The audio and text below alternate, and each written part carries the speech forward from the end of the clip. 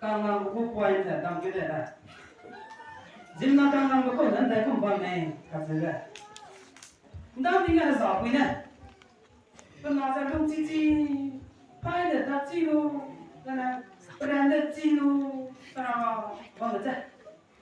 cái này qua giờ cái sao nó không cái làm sao đi được con nào cuộc quality cái gì cái này được này mình có nó tôi làm qua đây là hàng thế này mình có nam人进浪来这里个，我等那个这里搞的，nam比那这里搞nam比那边那些，俺拿东西长大的，俺拿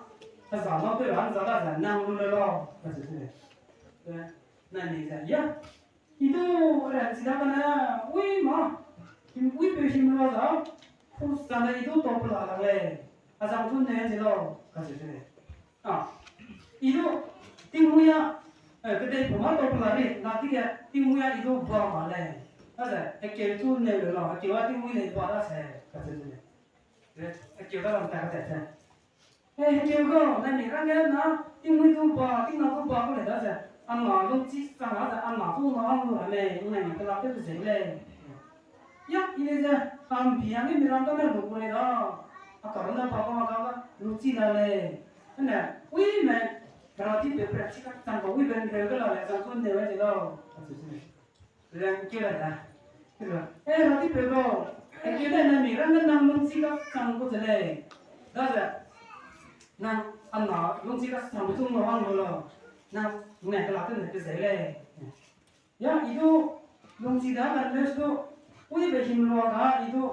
aswiti sih dah le wih berdei lo dah itu kecil dah le asama người chúc sang tới cái chú chú ở đây từ lúc còn là hình này như hình là sang phổ lộ chú nếu là gì đó đấy cái này chứ phổ người có đây bỏ vào rồi thì biểu rằng cái năng lượng chỉ có sang thế này đó là năng lượng chỉ có sang phá năng rồi thì biểu dung chú hình thế này năng ta là chú hình thế này đó là năng lượng chỉ có sang chú năng lượng này là cái thế này nhưng ý luôn ở đây là cái này chú quý mẹ sao xây Francis sang cổ là này in remi rena kana get pelapis dene asam da dongsi ka sang asam no te se de ne lo asal ya kalau saya za sai ji po ji da so ju da za lo asam lo ama dongsi ka sang le nang dongsi ka sang da za ama so no ha lo le la te se de